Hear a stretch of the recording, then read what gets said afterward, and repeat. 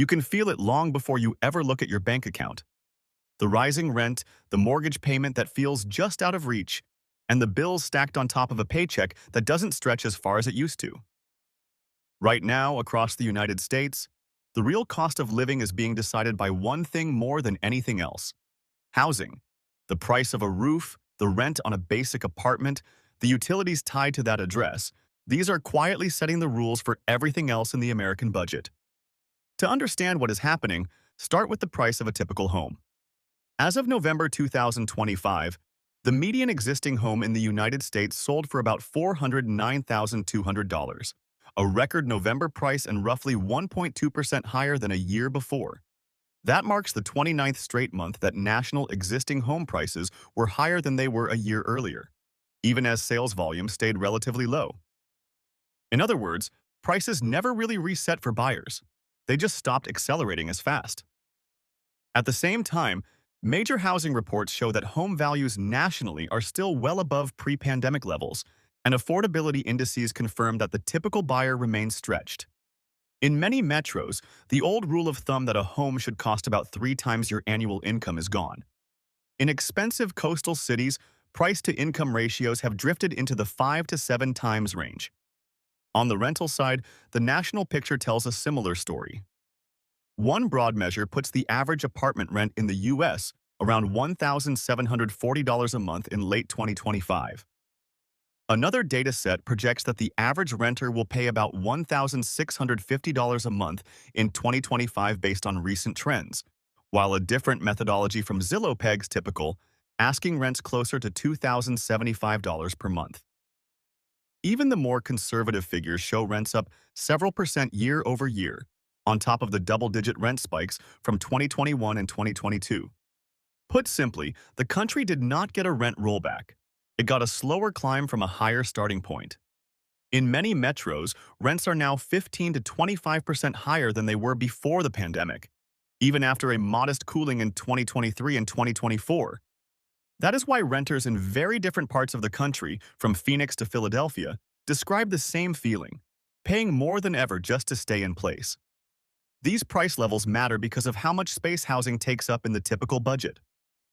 The traditional guideline is that households are cost-burdened if they spend more than 30% of their income on housing, including rent or mortgage, taxes, insurance, and utilities. Yet recent census and survey data show large shares of Americans pushing well beyond that benchmark. By 2024, one national analysis found that the average homeowner with a mortgage was spending close to 30% of median household income on housing costs, with residents in states like New York and California up near 36%. For renters, multiple studies have documented average housing burdens above 30% and far higher for lower-income households. Earlier research from the National Housing Conference showed that households in the bottom 2 income quintiles spend roughly half of their before-tax income on housing alone. When housing claims that much of a paycheck, every other cost becomes more fragile. A car breakdown, a medical bill, or a spike in groceries can't be absorbed easily because the budget has already been anchored around the rent or mortgage. That is why the housing affordability crisis and the broader cost of living crisis are now essentially the same story. If you want to see where these national trends are heading, look at California. Cost of living calculators place California's housing costs at roughly double the national average, with one statewide index giving the state an overall cost of living score above 140 on a U.S. baseline of 100, driven in large part by a housing index over 200. State housing market reports show median home prices in the mid to high $800,000 range and forecast that the statewide median will hover around $900,000 for 2025. On the rental side, fair market rent benchmarks for 2025 put the national typical 2-bedroom rent around $1,671 a month, while California's 2-bedroom equivalent is roughly $2,518, a premium of more than 50% over the national figure. That gap shows up in real life.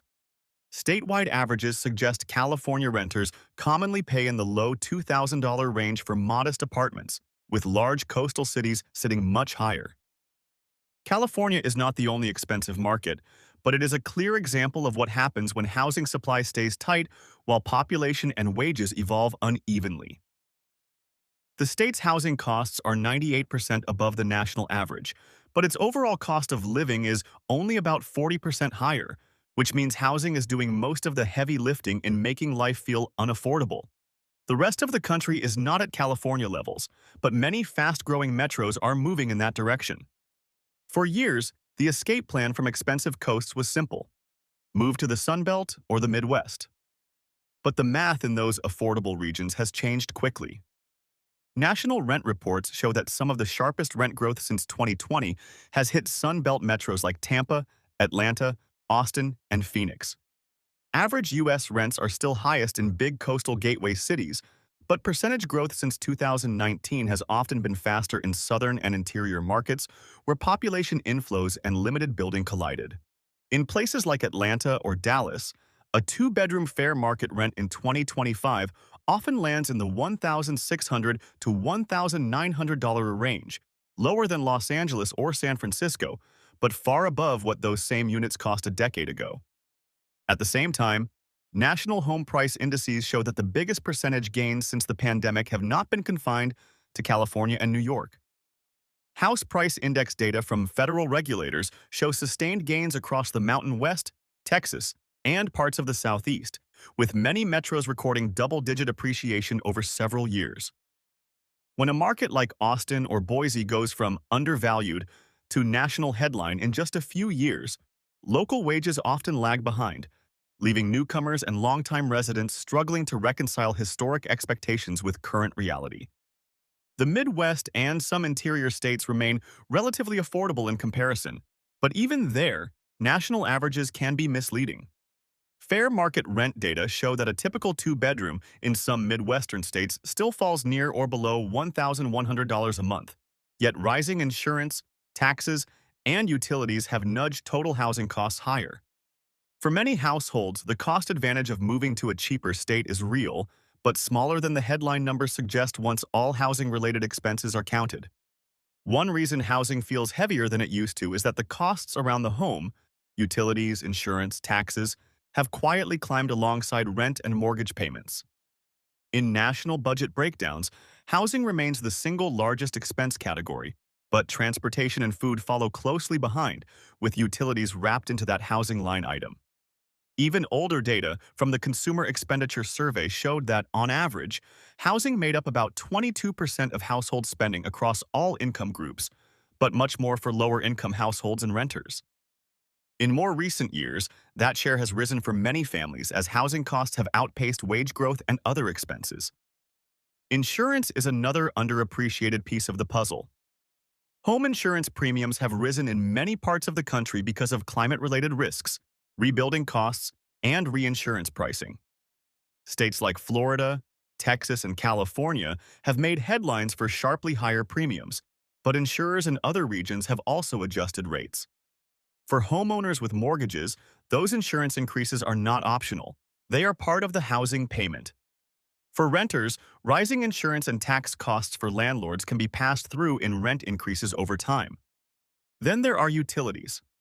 While the national average electric bill may appear stable in the mid-$100 per month range, the real story is regional. Households in hotter or colder climates, or in older, less efficient homes, can see power and heating bills spike into the $300 to $600 range during peak months.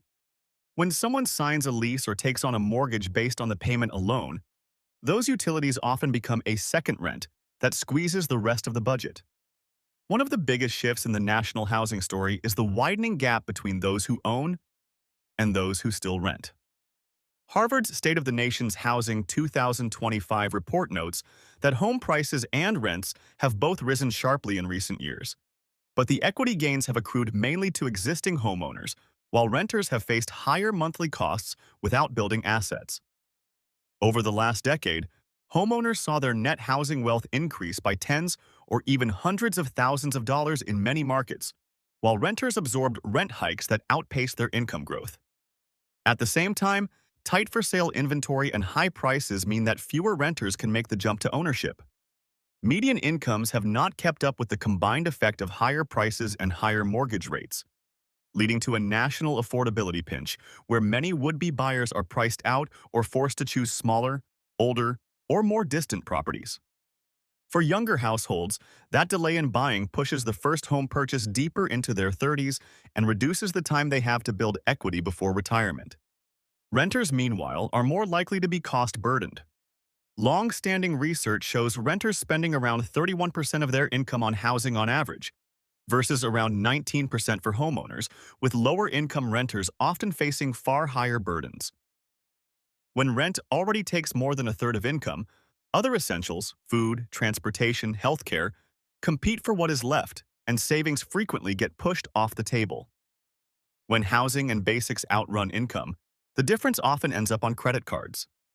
Recent credit card statistics show U.S. credit card balances above $1.1 to $1.2 trillion, the highest level on record, with average interest rates on accounts carrying a balance above 21 or 22%. Surveys of cardholders consistently find that many people are not borrowing for luxuries. They are using credit cards to pay for groceries, fill rent gaps, cover utilities, or handle unexpected car repairs. That creates a feedback loop. Housing costs push budgets to the limit, leaving little cushion for shocks. Those shocks go onto credit cards at double-digit interest rates. Over time, the interest becomes its own line item in the monthly budget, making it even harder to save for a down payment, build an emergency fund, or move into a more affordable housing situation. In effect, expensive housing today can mean more debt tomorrow, which in turn makes future housing decisions even more constrained. It is not just an affordability problem. It is an interlocking system that links where you live to how much you owe. When you step back and look at the national map, the pattern is clear. Coastal states like California, New York, and Hawaii sit at the top of cost of living and housing expense rankings, with households in those places often spending well over 30% of income just to keep a roof overhead. Fast-growing Sunbelt and Mountain West metros are catching up, with prices that look cheap compared to San Francisco or Los Angeles, but high compared to their own histories. Meanwhile, some Midwest and interior states still offer more traditional affordability, but even there, fair market rents and house price indices show a steady upward trend. For many families, the question is no longer, can I find someplace cheap, but can I find someplace that is just expensive instead of extremely expensive? California fits into this picture as both an outlier and a preview. It is more expensive than most of the country by almost any measure, but many states now show early versions of the same housing-driven cost of living pressures that Californians have faced for years. In that sense, the cost of living in America is becoming less about which state you are in and more about whether you are on the wrong side of the housing line. Renting heavily, buying late, or trying to enter a market that has already sprinted ahead of your income. When you put it all together, the national median home price stuck above $400,000, average rents in the mid $1,600 to $2,000 plus range, housing burdens over 30% for millions, and record credit card balances filling in the gaps. It becomes clear that the cost of living crisis in America is, at its core, a housing story. The numbers change from California to Kansas to the Carolinas, but the pattern is the same. Housing sets the terms for everything else. The real cost of living in America is being written in mortgage contracts, lease agreements, property tax bills, and utility statements, and understanding that is the first step to making better decisions about where and how to live in the years ahead. If this breakdown helped you see the national housing picture more clearly, and you want to stay ahead of what is coming next in markets across the country, make sure to subscribe to Housing IQ so you never miss our next update.